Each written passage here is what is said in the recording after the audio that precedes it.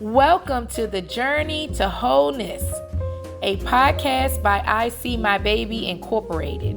Here, we dive deep into powerful stories of those who have overcome life's greatest challenges, stories of resilience, healing, and renewed faith. I'm Alicia Hurt, your host, and each week we'll speak to individuals who have transformed struggles with infertility, battles with depression, and crisis of faith into profound growth and purpose. Hello, everyone. And again, thank you for joining the Journey to Wellness with yours truly, Alicia Hurt. I have a special guest, our first official special guest for this particular segment, the Journey to Wholeness. I have Miss Crystal Jordan here. She is a co-founder of Becoming Her magazine. She is resilient. She speaks empowerment. She speaks overcoming. Okay, she has so much to talk about, from her child having autism to her overcoming depression. Listen, how you doing, Crystal? So I love that intro. That intro is amazing. I'm doing good. I'm happy to be here. And just talk to you, have a conversation about my story, and just dive deep into wherever God leads me to talk to you about. Amen. Amen. Well, let's dive deep in Jesus' name. So, can you tell me or tell us a bit about your background and what brought you to this journey? All right, y'all. So what brought me to Miss Alicia is I want to tell my story when it comes to autism awareness, because Take care and thank you for before I get into listening. that, you guys, my son Zachariah was diagnosed with autism when he was 2. And before he was diagnosed, I was going through depression. I was going through so much before he was officially diagnosed. Looking back, I know it was postpartum, but when he was diagnosed, I grieved for 2 days. Like, I was only sad for 2 days, but that Monday, 'cause I found out on a Friday. So that Monday, when after that, after I heard officially he was autistic, I started calling speech therapists. I started calling therapy, ABA, and a lot of people. I was like, "You just found out Friday and you calling us today." Today, I was like, "Yes." At the end of the day, I'm his advocate, and I went fully, and I didn't even realize what I was doing. But I went into the advocate mode, not realizing eventually I was going to be called an autism advocate. I was going to be advocating for families for their kids' IEPs. Did not know that God was going to push me into that. But when my son was diagnosed, I knew then that, okay, my son is nonverbal. I need to make sure that I'm his voice. Because at one point I didn't talk until after 5, I believe. But at the end of the day, I know I'm my son, and I need my son to know I got his back. So look me having his back, what does that look like? So I had to research what autism was. I had to find resources, services, and so many other things to set him up for independence in life. So I hope that answers your question. Yeah, that's definitely. So tell me, like, what were some of the significant changes or challenges that you went through? Because I know it was a lot. Oh, one thing that stood out to me the most at that time when he was diagnosed is, I'm trying to find the words, and I'm trying to be mindful of what I say. What stand out to me the most when my son was diagnosed wasn't my son. It's my son's father. He accepted now, but in the beginning he did not accept it. He kept talking. I'm gonna pray about it. I'm gonna talk to God about it. It's nothing talking about God. It's nothing. But sometimes we have to acknowledge there's something going on. My son was hitting all his milestones up until 8 months, and after that he stopped. He didn't start walking until after 1. If you're a mom, walking after 1 is a late milestone. He didn't at 1. Your kids start having more words. Zach didn't have that. I think I can't remember when he said dad at first, but that was a marker. And it was certain things that would trigger him, and I didn't understand it. To this day, I still don't understand how them things triggered him, but it was certain things that would trigger him, and was okay. And my best friend, Desiree, would tell me, "Hey, I think your son's autistic," and I ignored her because she has a cousin that's autistic. And then my son's godmom said it too, and I'm like, but my son's doctor said it at 8 months. And why that's so significant is my son's doctor, love her so much, Dr. Queen. She has a son who's autistic, so she couldn't officially diagnose him, but she told me at 8 months, I think he's autistic. And I ignored her. And I'm like, oh no, you don't know what you're talking about. And fast forward to him turning 1, I was like, okay, I'm gonna watch him a little bit closer. And I started to notice he's not hitting milestones. He's not doing this. He's not doing that. And then I'm just gonna be super honest. Most people hear me tell the story of after he was diagnosed, 2 days later, I hit the ground running. That is 100% true. But before that, in the back of my head, I knew my son may have been autistic, but I ignored it. And so on my baby daddy's birthday, on May 22nd, 2019, I went to my son doctor, and I'm very good with dates. And I walked in. She normally don't take walk-ins. And she said, the only reason I took you as a walk-in day, because I know at this point you're ready to accept the truth. I just looked at her. I ain't say nothing back. I had nothing to say. And after she said that part to me, she put in a referral for autism official diagnosis. If you live in Georgia or anywhere, sometimes take 6 months, a year, depending on where the diagnosis is. We did Market Center. Market Center has a long waiting list. So, and at first Market Center, we didn't hear back from them. At this point, my son turned 2. So I had to recall my doctor after my son turned 2. I had to recall my son doctor to make sure that Mark Center got it. And then a couple months later, it took like 6-8 months. Then he got diagnosed in October. It took a long time because of the wait list. But yeah, I'm gonna say I was in denial because I didn't know Yeah. what autism looked like. If you're Black and because I am Black, I'm gonna say this: you grow up hearing the word retarded. You grow up hearing the word slow. You grow up hearing the short bus. You grow up hearing those things. What's wrong with your child? And it's so negative. So I didn't know anything about autism. Now, if you know me, you're not allowed to say them things around me because I think it's very disrespectful. Right. But I didn't know that. And I used to be in a special education class, and I understand the bullying that comes with it. So, of course, I didn't want to accept it because I was in that class in my 5th grade year, and kids are cruel, but it's 2024. They're not as cruel as they used to be back then, what in my experience. Right. How did you find the strength? Because yes, it was a short window of time, but something significant happened that Friday to that Monday.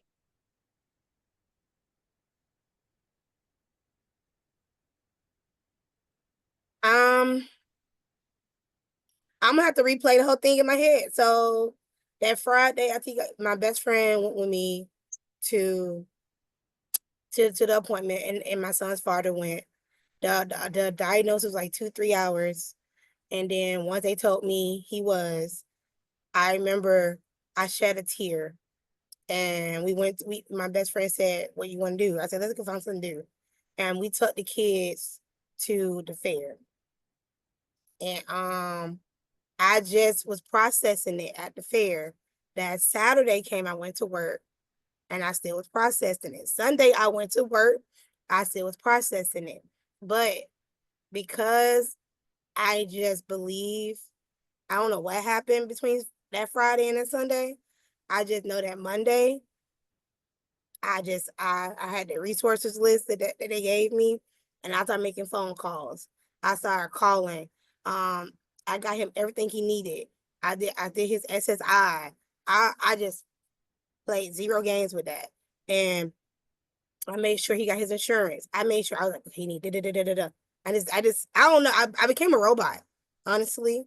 So that question is the best question I've ever been asked. And I've been doing interviews like with this topic since 2020. Yeah, since 2020. And so in 4 years, you're the first person to ever ask me that. And I'm gonna say I don't have an answer. You answered it. You know what you said without you What? even knowing, like I'm getting chills. So our mantra is to, thank you, Lord, is to envision, manifest, and to believe. And the key word that you used was believe. That's what gave you your strength. You believe. You was at that fair, you went to work processing, but you said the key word was I believe. And then you just started doing what you had to do. Because at the end of the day, when you believe, it's you surrendering. You like, all right, Lord, you're gonna take care of this. And you kicked in the gear like we do as women, right? This my child. This is what they said. I believe. And you kicked in. Like that's where your strength came from. Hallelujah. Thank you, Lord. Without you even knowing it. Right? Oh my God. And you know what's crazy? I never been asked that question, but I just processed it. And then that Monday, I just got up and hit the ground running. And I just believe Yeah. I see my son living an independent life. I see him Amen. getting married. I see him having kids. Amen. I see him doing everything that his heart desires. If he don't want to get married, that's cool. It's Right. really ain't 'cause he my only child, so I hope that's not. um, if he don't want to have kids, I'm gonna say I'm gonna be sad because I want a grandkid. But whatever his heart desire in the future, I'm here to support him along the way. Mm, I'm just his advocate, and it's funny. I call him my client in the right. school system. When I'm representing him in school, that's my client. And my That's mom be right. like, "That's your son. No, he's my client today. He's my client. Like I'm gonna go to my That's client right. today and drop something off today." And my mom Yeah. be like, "Crystal, you Yeah. can't." I'm like, "I know. It works better. People respect you differently." When I use the word advocate versus mom, the different type of respect I get is beyond ludicrous. That's all I gotta say. Mm-hmm. I look at people the moment I use the word advocate. Okay. I have so much to say about the word advocate. It's not funny. It's not funny. I know advocates that don't like using the word advocates because they get treated differently in the school systems. Because when mama use the word advocate, they're gonna ask her, you a lawyer? Um, sometimes it can get pretty ugly. I have seen both sides. I've seen the ugly side and the good side. The ugly Yeah. side is not with my son. The ugly side is with people clients. My side with my son, it has got ugly, but I always address it professionally. I'm a So professional. tell me, as a mother with your clients, being an advocate, like I love that word because it sets the precedence. Like, don't play with me because I am here. I am Right? here. Don't play with me. I'm not here You to play with you. know? I'm not here to play with you. Don't play with me. And so, Yeah. what's your question about the word advocate? Basically, how are you able to navigate, the system using that word? Because you said that people would say, oh, well, what are your credentials? And you don't have to have a credential in order to be an advocate. So like how do you find like the community supports you when you're in that mode, so, rallying and speaking on behalf of your child? Love your questions. That's number one. I actually never get asked for my credentials. I'm actually in the process of joining communities to officially get credentials. I'm actually an advocate from my son, from the passion that I see, and I notice that a lot of parents don't know their parent rights. A lot of parents don't know that an IEP is a legal binding contract. A lot of parents don't realize that whatever that goal is, it shouldn't be opinion based. It should be smart based. So me becoming an advocate, it was by accident. Okay. And how do I get treated differently? So I'm gonna give an example.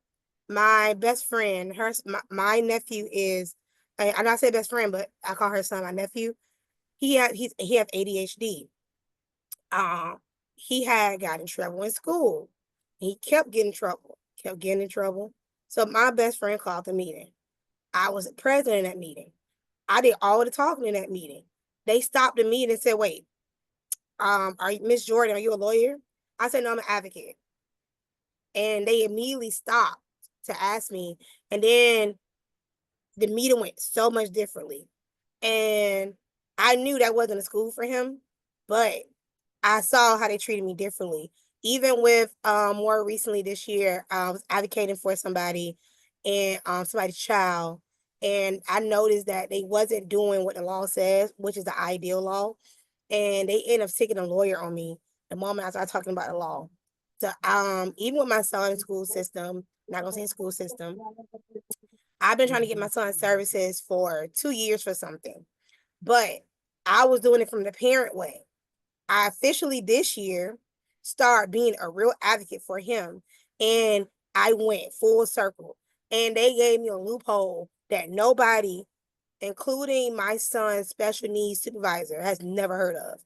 And I said, "You want me to be honest? The only reason y'all gave me this loophole, your boss gave me this loophole is I'm an advocate. And they know legally they have to render those services.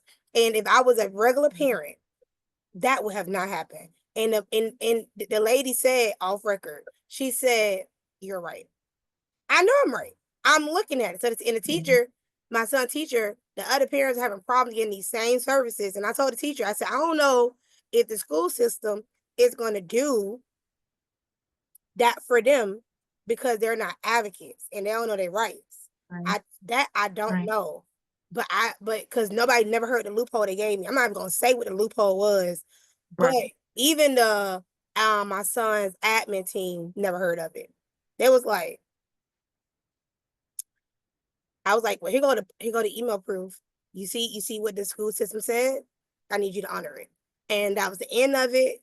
And and I low key, I actually don't like that because what if I was not as educated in this? What Right. if I was the other parent that's in my son's class who kids need OT services, but they can't get it because of certain stuff? Like, Right. what if that was me? And I don't even know. And I go into the class as I volunteer all the time. But I don't, like I told the teacher, you can tell them about that loophole, but I don't know if they're gonna honor it because I'm telling you, you know why. I know why they gave me this loophole because I was not playing with them this year.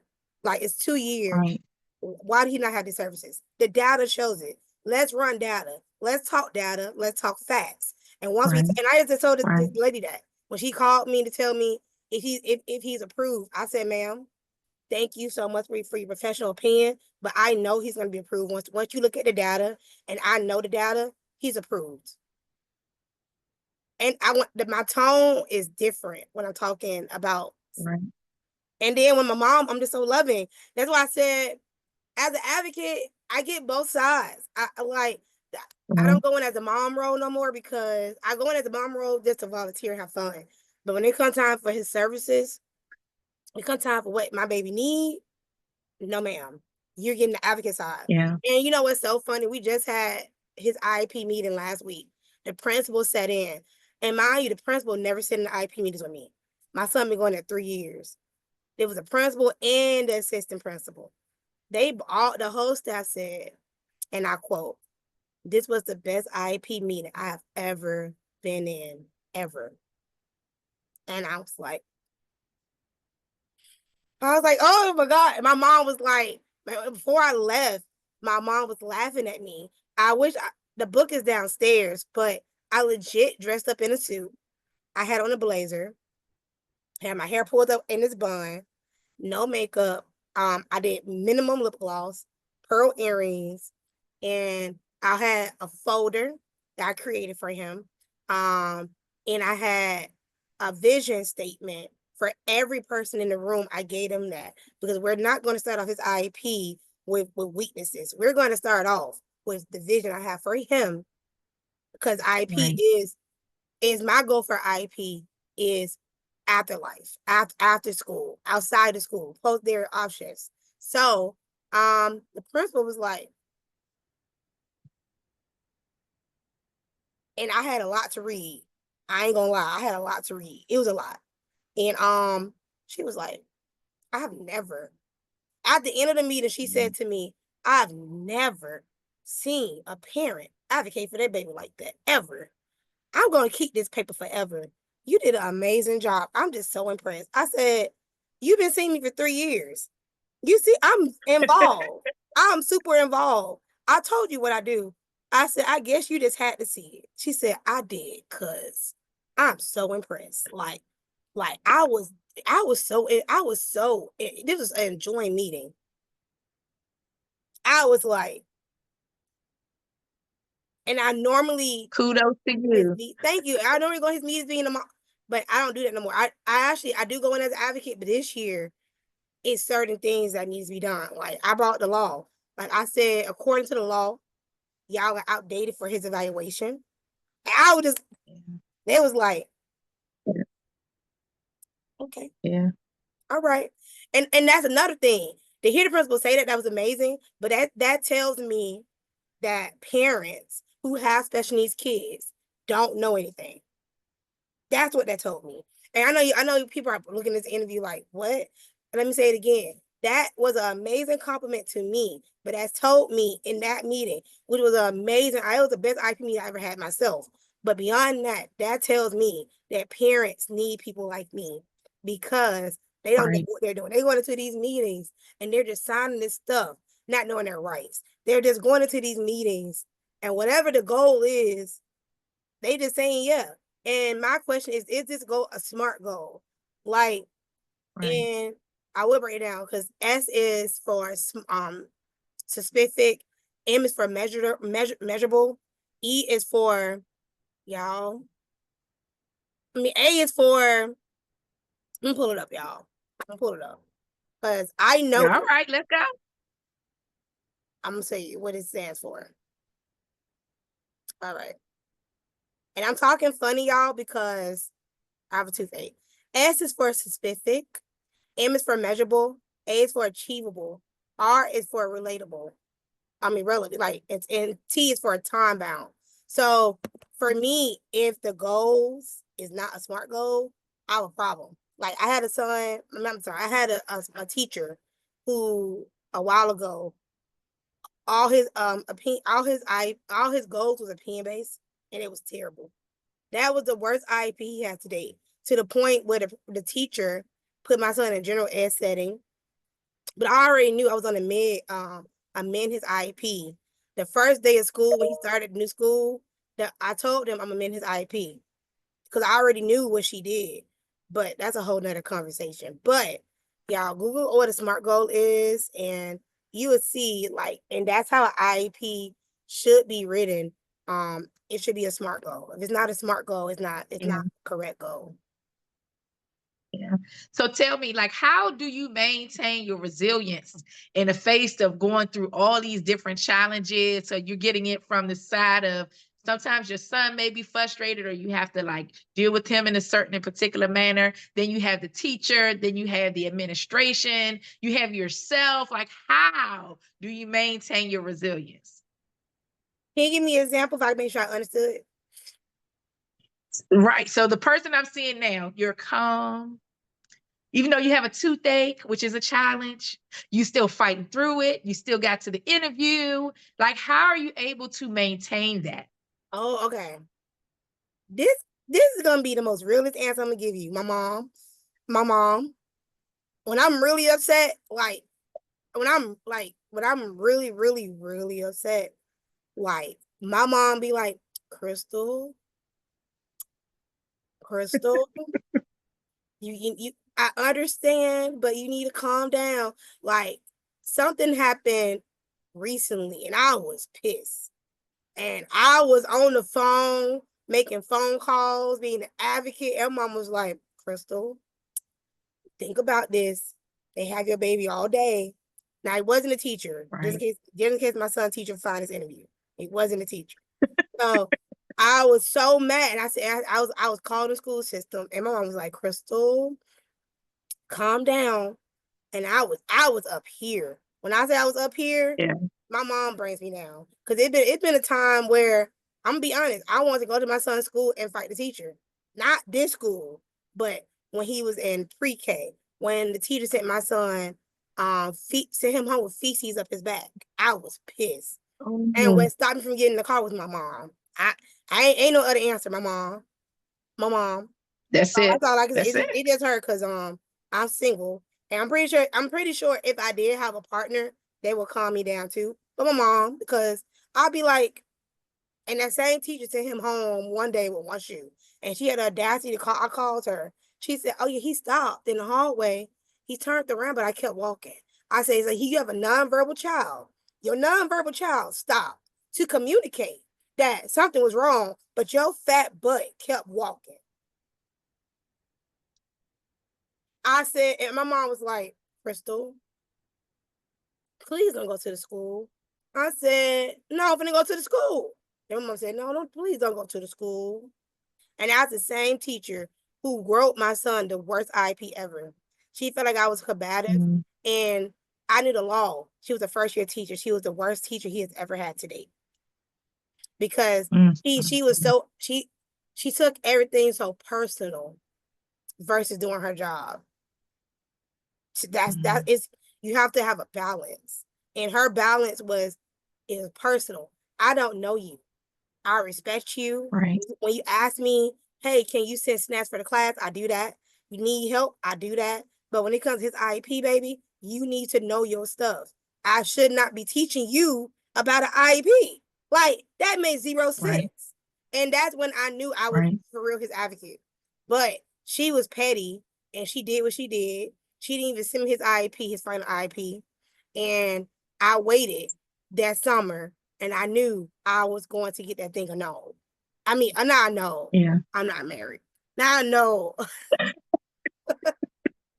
not a no, but I knew I was on a minute, and I knew from right. then.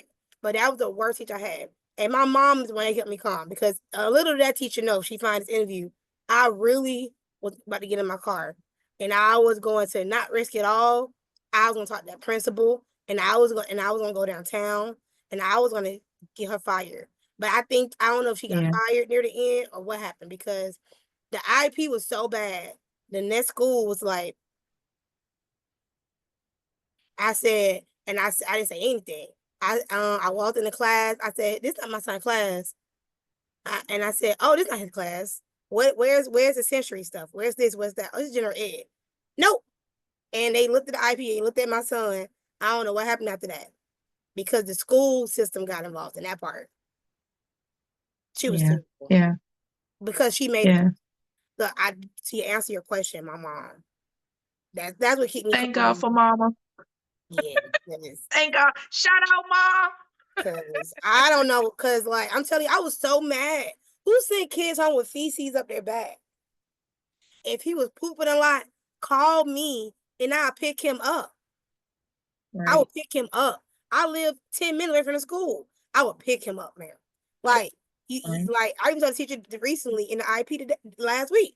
If my son is about to poop, just call me and he gonna go home. Cause his pooping is a terrible, Right, terrible thing. He plays in his poop. right, He don't know no better. right. He don't understand. It's terrible. Just let me know. I'm gonna pick him up and he go home. Yeah, But honestly, he don't poop at school. And I think that may be the reason because he had feces up his back. Now that I'm thinking yeah, about it, and he was 3 yeah, or 4. He was 4. yeah. Well, one thing you did tell me off camera that I think also helps with your resilience is what you're envisioning for your son. And I thought it was amazing. Like, please share, on camera, what are you envisioning for your son as he gets older and beyond? I envision him to live a fulfilling life. Matter of fact, I'm gonna pull up what I read in his IEP meeting just because I know somebody may ask, and I'm gonna read what I envision for him, um, professionally and as his mom. So give me 1 second. I love it. So Yes. y'all, it says, with guidance, this is my quote, with guidance and patience and belief, I can raise my fullest potential and achieve more than I ever imagined. Crystal Jordan. In his vision statement, it says, as an advocate for my son, Zachariah Hurd, I envision a future where he thrives in independence, equipped with essential life skills like toileting, writing his name, and confidently asking for help. I see him as a lifelong learner, meaningful engagement with his peers, included in school activities, and both challenge and support him. My goal for Zach is to feel empowered to graduate high school, explore college, or meaningful employment, and live a long fulfilled life of joy and purpose. Above all, I want Zach to feel love, value, seen, heard, surrounded by a family and friends who lift him up as he lives a happy, fulfilling life. Yeah, that's my vision for him. And that's what I read in the IEP, y'all. Like, and I'm not sure if y'all guys can see this, but this is his Yes. vision statement. I'm going to make my Oh, look screen at a little that. bit bigger, but this is his vision statement, y'all. And then it's the back of it. And Okay. I pretty much, you guys, I made that because it was important to talk about his strengths. What is he working on? What works for him? What does Zach love? What doesn't work for Zachariah? And additional focuses that I want the school system to focus on. So those was very important to me. And that's my vision for Zachariah. Thank you so much, Crystal. And So my son drive me tell crazy, me, y'all. I'm sure he do.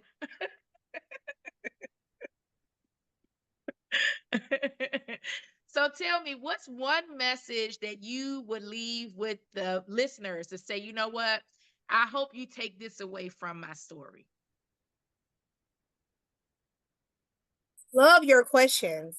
One thing that I hope you guys take away from my story is don't stop being an advocate for your kid. I don't care if they're autistic, non-autistic, or have ADHD, or don't have any special needs. Don't never stop being an advocate for your child. Push them to be what you want them to be. Be present in the school system to make sure that your voice is heard as a parent. And what I also want people to take away from this is love on your kid. Like, my son drives me crazy. I ain't even gonna lie to y'all. Like, he drives me crazy. But I know I need him to be represented in the media. And that's why I do things like this, is for he can be seen. And with him being seen, that puts other Black autistic kids to know that they are worthy. So Thank you so much. And bring that picture back. Tell us about that book. yeah, this is the first book I ever created. It's called Just Like You. Just Like You is a book about, and okay, spoiler alert, it's not real, but the book ended up coming true, to be honest. But I wrote it while he was in school, and he had a teacher. His first teacher was named Dr. Shanshan. This book is hilarious because it shows who she is, but I did not fully know her when I wrote this book. But anyway, y'all, Just Wow. Like You is a story about Zachariah who's starting pre-K. Like any other kid, he's excited about his new adventure. The only thing is he's nonverbal. He's a nonverbal child who is diagnosed with autism. And this book is a great way to introduce autism to your family. In the book, I have a glossary, and my favorite quote I created was, "This book was created to provide autistic children, particularly Black children, an opportunity to see themselves and not feel alone on their individual journeys." Crystal Jordan. Yeah, I love coming with a good quote. If you didn't know that, I love coming with a good quote. In the book, besides it being a good book for you to read, it talks about what is autism. It's talking about the signs and symptoms of autism. And then I have a glossary in the back. I use certain words. Um, I use atypical. What does atypical is? Atypical is somebody is like my son. That's what atypical is. Um, I think I used that. Did I use that word in here? I probably did not. Nope, because it was too big of a word. I thought I used neurotypical in here, but I did not. But anyway, you guys, it's have a whole glossary in here, and it even talks about what an IEP is. Um, and the reason I love this book so much, this how I became an advocate. I'm not trying to make this long winded. The how I became an advocate, I created this book for fun because I feel like my son was represented, not knowing people about his book for real. And like and people actually use it as a resource. I've heard stories people giving this book to their family members. They thought the kid was autistic, and they liked it. They learned about it. Got the kid diagnosed because of this book, and I'd be like, wow. I only wrote it because I didn't see enough books with kids like him on the cover that was autistic. Right. Now I know Holly J. Pete got a book, but she's famous. To me, she don't count. She's famous. So I needed more books. And I said, okay. And I created it. And it's so funny. I did not record that when he was 3, but I legit gave him the book when I first wrote it. He stared at the book and he just stared at it. And I'll never forget the memory. I have no proof of this, but he stared at the book and he looked at it for a long time. And then we started to flip through it. He started to flip through it. But I know he know this is him because he stared at it. Matter of fact, I'm gonna show y'all. Before we end this, I'm gonna show you right now. It's so easy. I gotta make my screen. Okay. When I tell y'all he knew it was him, and a funny thing, secret, that supposed to be braids, but my illustrator couldn't get that. So they lost. But Mm-hmm. Oh, you did good. you see it? Yes. Yes, ma'am. Yes, ma'am. And the funny thing is when he saw that, he looked at the book, that's how I know he understands. I learned that at 3 when he was 3 too. I said, oh, you understands. But yeah, he knew it was him. But yeah, I wrote that book, y'all, and you can buy that book on Amazon. You can buy it on ZachariahWord.com. But if you want it really quick and you need it like tomorrow, Amazon is the way to go. But like I said, and I actually have over 20 books because I couldn't forget about the autistic girls. I have a whole series called I Am Awesome, positive affirmations for autistic boys, autistic girls, autistic children. I have so many different books, you guys. But I really started because of Zach. But in the beginning, it was supposed to be a hobby, kinda, and it turned into something more than I could imagine. Yeah, I hope to answer your question. Awesome. Yes, Crystal. I didn't know 20. Come through 20 books. So listen, how can people get in touch with you? I'm sure people are like, oh, I need to get some consultation from her. Oh, I need these books. Oh, I need for her to come and speak. Oh, I need for her to do a group or a session to talk about what it means to be an advocate. How can they contact you, Crystal? Oh my God. So you guys, I'm super simple. All of my social medias is I am Crystal Jordan. You can find me on any platform. Just type in I am my first and last name. My name is spelled the correct way, Crystal Jordan, the correct way. And you just put I am in front of it. And next year I am launching my nonprofit. I'm not going to say the name of it, but it is to support parents. I'm going to give you a little glimpse of what it is. What I do, I advocate for parents for free. Starting next year, I will be taking donations because it takes a lot out of me to read all these documents. And I'm going to start a nonprofit behind that. And then eventually I want to advocate lawyer to be a part of my nonprofit to help parents. And then I'm gonna do self-care days because I'm not gonna lie. So you lose yourself as a mom. And another thing I know is about special need moms, they be on go and they never put themselves first. That used to be me. But I caught that very early on. And baby, I will go somewhere and my hair time is my time. So Right. next year be on the lookout for my nonprofit. I plan to launch on his birthday because that's when I launched Zachariah World, which was his birthday, February 13th. So that's the goal, February 13th, to launch his nonprofit. Well, So wait, my birthday is February 14th. He's a good his kid. due date, He's a his due date sweetheart. his due date was February 14th, but I had to get him out of me. I couldn't eat.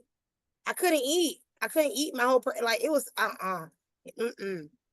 He was due one day for his Oh, actual due date, and my birthday's on okay. Christmas, so he's still a holiday baby because it's He gala. is. So it don't even matter. He's still a holiday baby. So That's right. but yeah, so you guys can reach me on there. Eventually I'm gonna have a website dedicated to me. I'm not sure what it's gonna be yet. I'm thinking the realcrystaljordan.com. Not sure yet, but you guys can find me. I promise. It's so easy to type in I am Crystal Jordan, or you can Google me.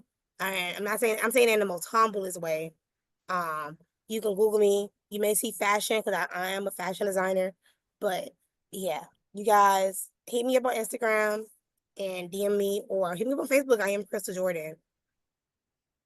So Awesome. Thank you so much, Crystal. I thank appreciate you. you being here.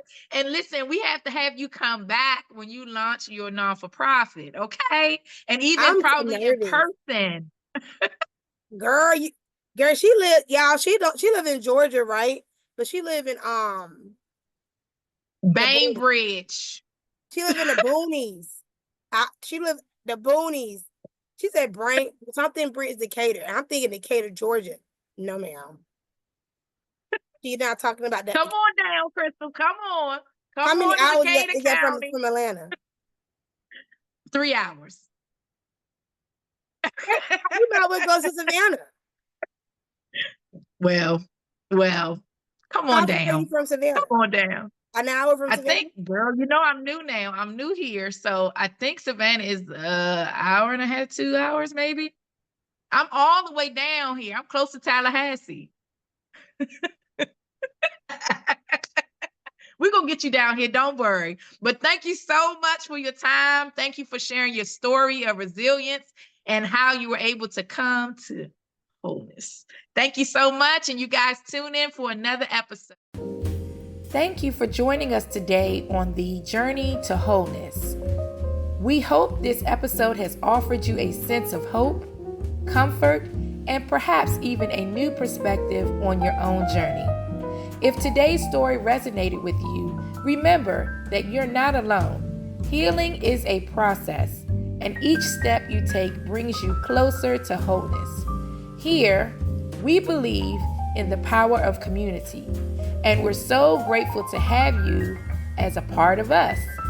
To stay connected with us, follow I See My Baby Incorporated on social media and visit our website at www.iseemybaby.org. If you or someone you know has a story to share, reach out to us. We'd love to hear from you. Until next time, keep walking, keep healing, and remember, your journey to wholeness is worth every step.